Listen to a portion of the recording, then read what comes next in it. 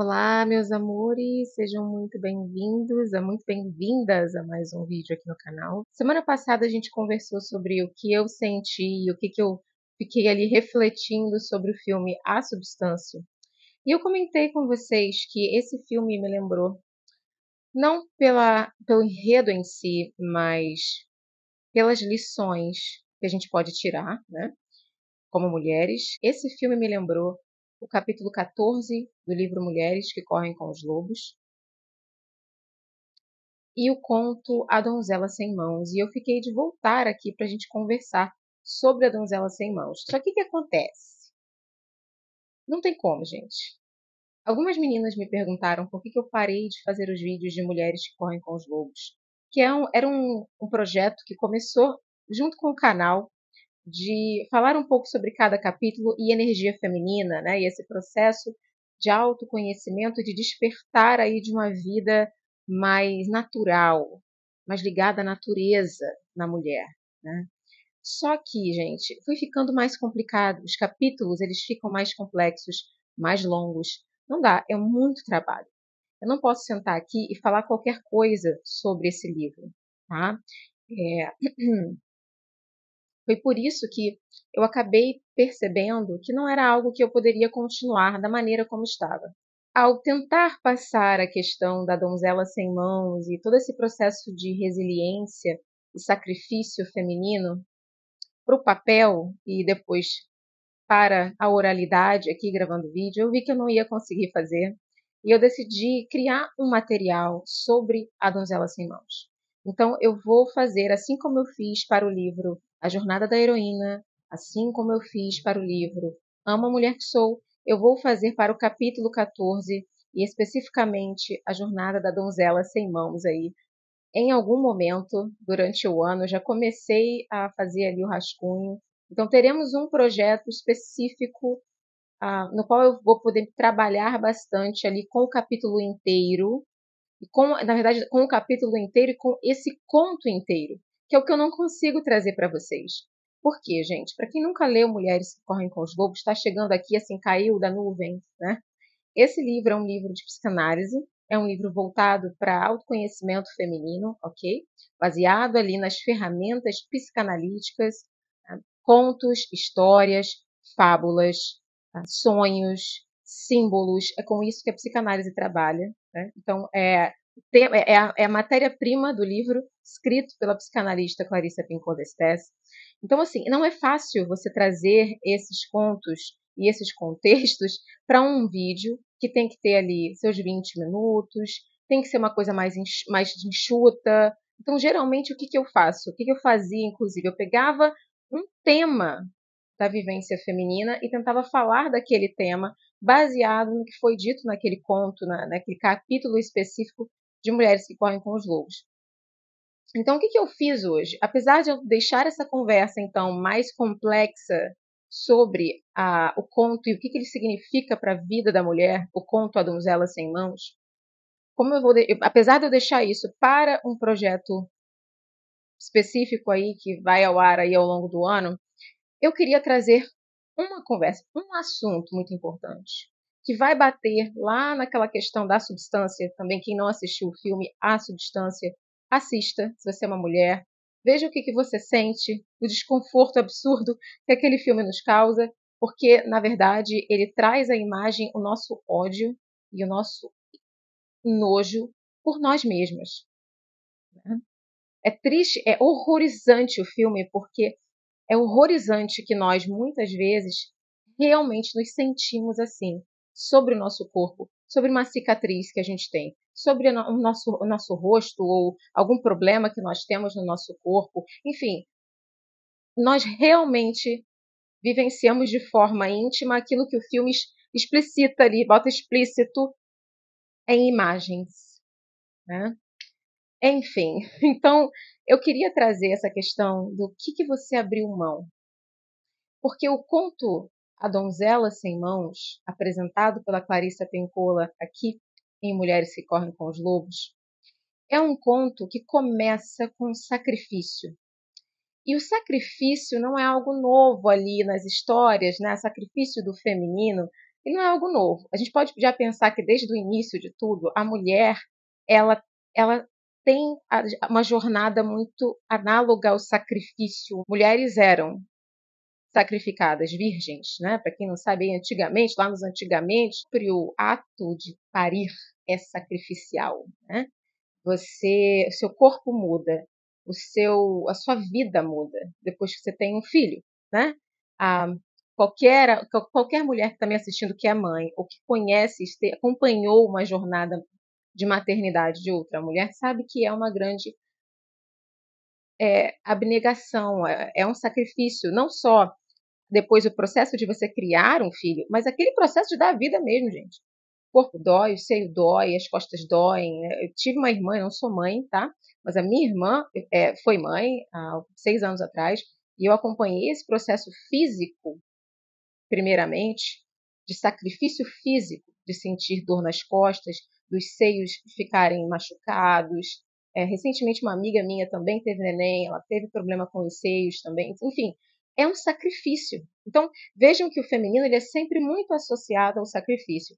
E na mitologia, nós temos a história de Efigênia, né? Nós temos na mitologia grega a história daquela mulher que foi sacrificada pelo pai para conquistar a guerra de Troia, né? Então a gente sempre tem uma mulher sendo sacrificada de alguma forma ali, mitologicamente, arquetipicamente, uma mulher sendo sacrificada por algo maior. Então, quando a gente começa o conto da donzela sem mãos, a primeira coisa que a gente encontra é um homem, um pai que está ali de boa, um camponês trabalhando, e chega essa criatura diabólica para ele e fala: Olha, eu vou te dar todo o ouro que você poderia almejar, mas eu quero uma coisa que está atrás da tua macieira, lá atrás no jardim, está bem atrás da tua árvore. Ele pensou: não tem nada na árvore. O primeiro erro dessa figura masculina do conto é não saber, é esse desleixo. Ué, o que tem atrás da árvore? Eu não sei, eu não conheço a minha casa, eu não conheço o que é meu, eu não sei o que tem valor para mim. Então eu troco aquilo com muita facilidade. Olha como é que a história já começa nos falando sobre troca, sobre pactos que a gente não sabe exatamente o que a gente está negociando ali. Mulheres, né? Mas o ouro, o que é o ouro, gente? O ouro é algo que você deseja. E geralmente é algo público, social, é algo que envolve ambição, enfim, né? É um desejo que você tem. O que você já sacrificou por um desejo? E ele faz esse pacto com a criatura diabólica, né? Um pacto fáustico ali. Ele não sabe o que ele trocou. E, de repente, a casa fica uma mansão, ele fica todo arrumado, a esposa dele vem correndo: meu amor, o que aconteceu? Eu estou toda arrumada, tem ouro pela casa inteira, né? E ele falou: veio um cara aqui e disse: olha, eu te dou ouro por aquilo que está atrás da tua árvore. E aí a mulher dele olha, chocada, para ele e diz: o que está atrás da árvore é a nossa filha, a criança, a nossa filha. Então, na verdade, o que ele trocou com esse ser diabólico? A filha. Aquilo que ele, tecnicamente, seria a coisa mais importante que ele teria, a sua filha. Seu potencial de vida, né? Porque os filhos são o potencial de vida. A gente pode olhar dessa forma, né? Os filhos são a continuidade desses pais, né? Então, ele trocou essa continuidade, ele trocou aquilo que era a coisa mais importante, mais preciosa que ele tinha, por algo que só traz, na verdade, uma ilusória sensação de valor. Então, nesse início, a Clarissa Pinkola já vai dizer: olha, do que você já abriu mão em um pacto? Que situações você, mulher, já viveu em que situações que te prometeram ouro, mas que te entregaram dor? Eu acho que todo mundo, todas nós podemos imaginar aí uma situação que a gente passou, que a gente viveu, em que você trocou alguma coisa para conseguir algo que era geralmente é algo da nossa vontade do ego, né? essa vontade de você ser reconhecida, de você ser adorada. Você vai ver uma situação muito análoga a esse momento da troca ou do pacto, né? Ou da renúncia ao feminino. Vejam, quando o pai sacrifica a filha, nesse conto mitológico, né, em que Ifigênia é sacrificada, ele está sacrificando a filha para ganhar uma guerra. Os deuses, né? Ele sacrifica a filha para os deuses para ganhar uma guerra. Aqui o pai sacrifica a filha, sabendo ou não, ele sacrifica a filha para ter dinheiro, para melhorar de vida, ou simplesmente para obter aquilo que ele acha que é valioso, que é importante. Então, eu acho que aqui a gente entra num ponto muito importante dos nossos pactos, que nós estamos fazendo hoje como mulheres. O que eu estou renunciando do meu feminino? Feminino que está ligado à minha natureza, à minha essência, à minha instintividade, à minha intuição, o meu senso de dignidade, de valor pessoal. O que eu estou negociando de tudo isso? Por algo que parece que vai me trazer importância, que vai me trazer valor. Isso é uma pergunta para vocês aí, uma pergunta que eu faço para mim e que vocês devem fazer para vocês. Eu vou dar um exemplo aqui, gente, tá? Quando você tem um canal no YouTube, ou quando o seu trabalho está associado às redes sociais, e eu acho que todo mundo hoje acaba linkando o seu trabalho às redes sociais de uma forma ou de outra, tá? Advogado, eu tenho clientes de todas as profissões. Eu sou astróloga, para quem não me conhece, prazer, Marina Moura, sou astróloga. E como astróloga, eu atendo todos os tipos de mulheres. Todas elas acabam tendo que ter uma rede social, tem que ter, não adianta, hoje em dia faz parte do negócio. Você é um negócio. Não é só aquilo que você faz, né? Então, o que acontece aqui? Você começa a se tornar um pouco escrava daquele algoritmo, daquela quantidade de posts que você tem que fazer. Se você não faz vídeo, você não aumenta a tua quantidade de inscritos. Não aumentam. Se você ficar um mês sem fazer um vídeo, pode ter certeza que o seu canal não vai para frente, né? Isso faz com que nós comecemos a negociar o nosso senso de criatividade. Por quê? Porque, cara, eu vou falar qualquer coisa, desde que eu poste um vídeo. Eu vejo isso acontecendo com alguns canais e é triste. Por quê? Porque aquela pessoa que é super inteligente, criativa, linda de você ver, ela começa a ficar cansada, ela começa a postar qualquer coisa, repetindo as mesmas coisas. Fala, gente, o que está acontecendo com esse canal? Não é culpa daquela pessoa. A pessoa precisa alimentar o Tamagotchi. Ela precisa alimentar né? Sabe aquela boquinha daquele joguinho que vai comendo assim as bolinhas? Então, ela precisa continuar alimentando, porque senão o trabalho dela não é visto, senão ela não consegue. Quer dizer, você começa a negociar a tua criatividade, o teu bem-estar, porque tu fica exausta. Não é fácil gravar vídeo, não é fácil ter conteúdo na internet, gente. Tem que ter muito pensamento por trás de um conteúdo bacana, né? Tô falando de conteúdos bacanas que agregam a nossa vida. Não é fácil. As pessoas, você tem que se arrumar, você tem que ter um lugar especial para você fazer esses vídeos, enfim. Então, você vai negociando. E isso eu tenho certeza que você que está me assistindo tem várias situações na sua vida, seja no seu trabalho, seja no seu casamento, seja na sua solteirice, né? Pode ser você solteira ou você casada, né? Enfim, você se vê muitas vezes fazendo essa negociação de um lugar instintivo. Eu sinto vontade, aquilo é interessante, eu vou por aquele caminho porque eu sinto um negócio. Você vai calando essa voz para você atender a algo que supostamente vai te trazer um resultado. Qualquer coisa pode ser aquilo que nos faz cair no golpe e que nos faz renunciar a esse feminino que precisa de paz, que precisa de silêncio, que precisa de mistério. Aqui nesse capítulo, a Clarissa Pinkola Estés vai falar do véu. É um assunto que eu quero conversar com vocês em algum momento. O véu que cobre a mulher, né? Que é a ideia de que você tem que ter um espaço que é só seu como mulher. Ninguém entra ali, dentro e fora de você. Você que é mãe, você que é casada, não interessa. Você tem que ter um espaço dentro de você que ainda é seu, que é um espaço sagrado seu.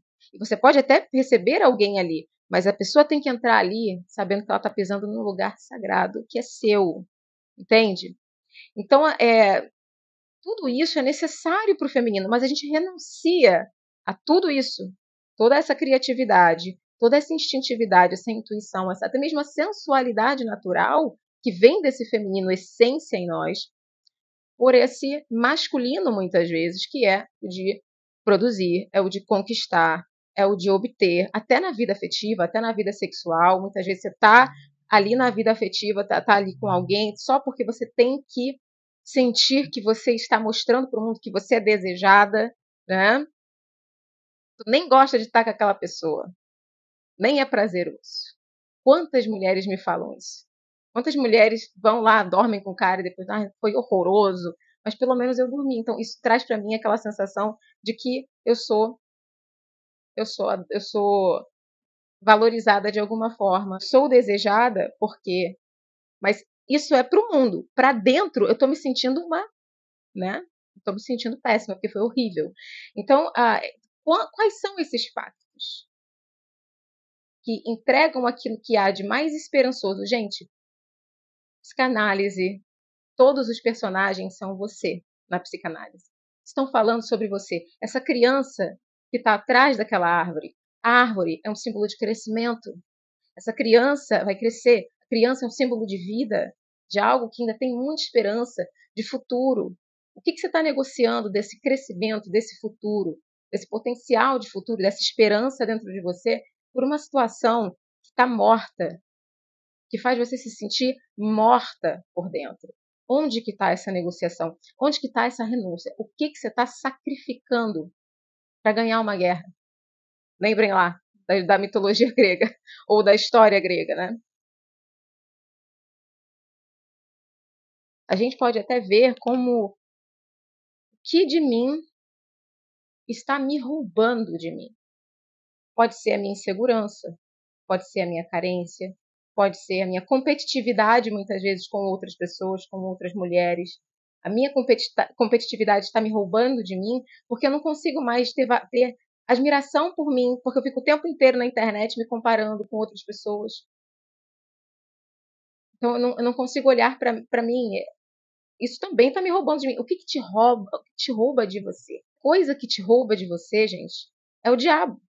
Essa história do início do conto da donzela, o diabo também somos nós, dentro da nossa cabeça, com os nossos pensamentos críticos, com a nossa voz ferina e venenosa com nós mesmos e com os outros.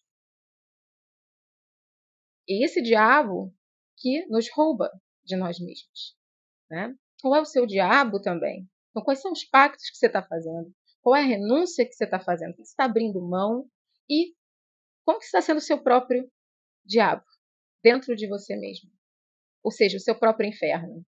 Uma coisa simplesmente sensacional que a Clarissa Pinkola Estés ela fala neste livro, que é: o que atrai o predador é a luz.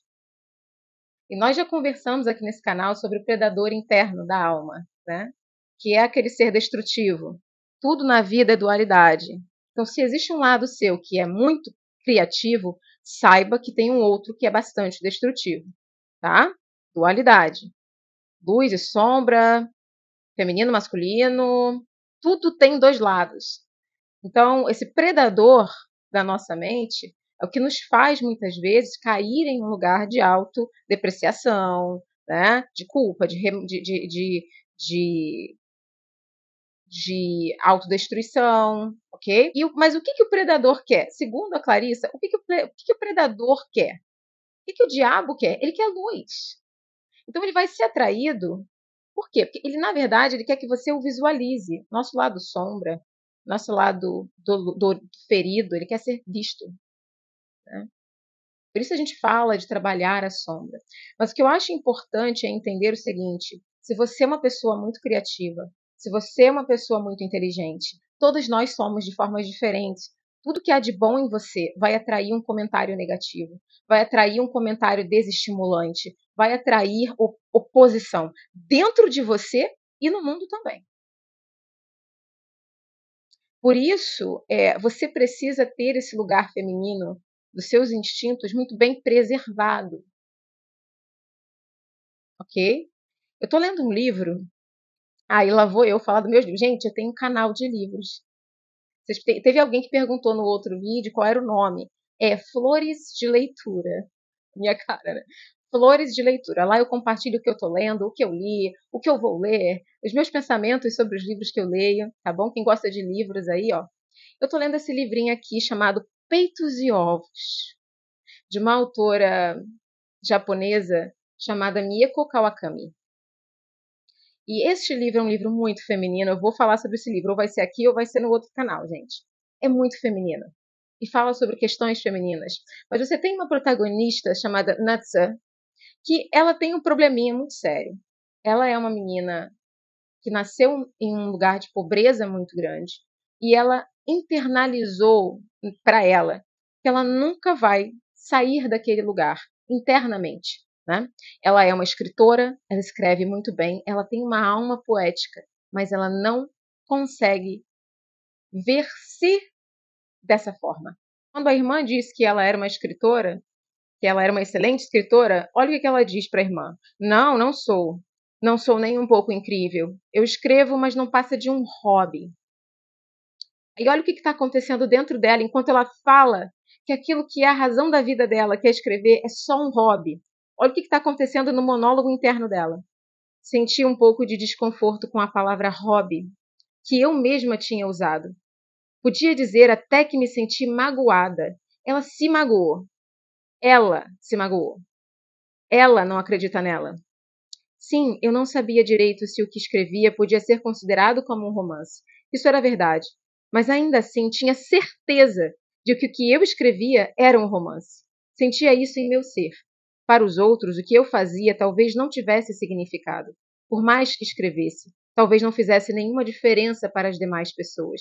Mas eu sabia que não deveria ter chamado o que fazia de hobby. Sentia que tinha dito algo irremediável. Eu até me arrepio. Por que eu me arrepio? Porque quantas vezes a gente faz isso com a gente? Você nega aquilo que você sabe, que é tão importante. Lá dentro você sabe que você é boa naquilo, que aquilo é algo interessante, mas você se nega. O que está te roubando disso? O que está roubando essa luz? Essa força destrutiva que te leva à renúncia de algo que é fundamental para a sua vida, para o seu bem-estar, para você ser quem você é. Né? Qual é o pacto? O que está te separando disso? O que separa a Natsu da escrita? O fato de que ela não acredita que ela é boa, ela não acredita nela. Ela é uma personagem que ela lida com a feminilidade dela, por exemplo, né? Ela não se entende como mulher. Ela tem uma cena aqui em que ela fala que ela tinha até esquecido que ela tinha seios. Então, assim, esse livro é muito interessante, gente. O que está sendo roubado dessa personagem? O que está sendo roubado de nós na nossa vida? Nosso sentido de criatividade, de espontaneidade, de essência e de crer que há algo valioso nisso. Essa é a questão. Lembrem, a criança atrás da árvore é o potencial de vida que está sendo roubado. Por isso que muitas vezes a gente se sente o quê? Como se a gente tivesse, como se você estivesse carregando 200 anos em você. Você não acredita, eu não acredito em nada, eu não acredito na vida, eu não acredito em mim, você não acredita em nada. Porque na verdade é um senso de desesperança gigantesco. Mas é porque alguma coisa, algum pacto que você fez para fora, para agradar, para realizar, para trazer alguma coisa que não é sua necessariamente, está roubando você desse crescimento e dessa esperança. A mulher renuncia aos seus instintos, que lhe indicam a hora certa para dizer sim ou não, quando ela renuncia ao seu insight, sua intuição e outros traços de natureza selvagem, ela se encontra então em situações que prometem ouro, mas que acabam gerando dor. Algumas mulheres desistem de sua arte em troca de um grotesco casamento por interesse. Abandonam o sonho de uma vida para ser uma boa esposa, boa filha, boa menina, ou renunciam à sua verdadeira vocação, a fim de levar o que elas esperam que venha a ser uma vida mais aceitável, mais plena e mais digna. Por esses meios e por outros, perdemos nossos instintos. Em vez de nossas vidas se encherem com a possibilidade de iluminação, somos encobertas por uma espécie de obscurecimento. Nossa capacidade exterior de penetrar na natureza das coisas, bem como nossa visão interior, estão em sono profundo de tal forma que quando o diabo chega e bate à porta, nós vamos até ela, como sonâmbulas, e deixamos que entre. O diabo simboliza a força sinistra da psique, o predador, que nessa história não é reconhecido pelo que é. Esse diabo é um bandido arquetípico que precisa da luz, que a deseja e a rouba. Em tese, se a luz lhe fosse dada, ou seja, uma vida com a possibilidade de amor e de criatividade, o diabo não seria mais o diabo. O que é mais importante aqui é a gente entender, na minha opinião, é claro, que sem esse processo de roubo, não aconteceria toda uma jornada de autoconhecimento. Então, a jornada precisa que o roubo aconteça, ou o pacto precisa ser feito. Então, aquele erro que você cometeu, aquele pacto que você está fazendo, se você se permitir ter autoconsciência, vai levar você a um caminho de reconhecimento. Muitas vezes a gente só entende, por exemplo, que algo é importante quando a gente perde aquilo. Quando a gente perde, quando eu troco, por exemplo, a minha liberdade por segurança, eu só vou entender como a liberdade era importante quando eu estiver lá no meio da estagnação. Né? Então, às vezes, o pacto é necessário para a gente entender o que a gente realmente quer. Então, aqui o ponto não é ficar, meu Deus, eu estou fazendo tudo errado. Ai, realmente, não estou seguindo o caminho que eu queria. Não é sobre isso. É sobre autorreflexão, gente. Né? É sobre o que realmente importa para mim. E como eu posso fazer alterações na minha vida, nas minhas escolhas, para seguir um caminho em que eu me sinta mais inteira, né? Não existe felicidade plena, não existe todo esse. Inclusive, a Clarissa vai dizer aqui que isso é um ciclo. Nós temos períodos em que a gente percebe que tem alguma coisa errada mesmo e que a gente, né, tem que dar uma corrida atrás ali de um pacto que a gente fez, de uma renúncia a algo importante e resgatar aquilo que era importante para a gente. Tá tudo certo. Mas ter essa conversa é fundamental para que você acorde, às vezes, para essa situação que você não tinha percebido. Porque, como esse pai, você não sabe o que está atrás da árvore. Você não sabe o que é importante para você. Mas você tem que saber, para você não perder. Né? É isso, meus amores. Eu espero que vocês tenham gostado do vídeo. Um beijo. A gente se vê no próximo vídeo.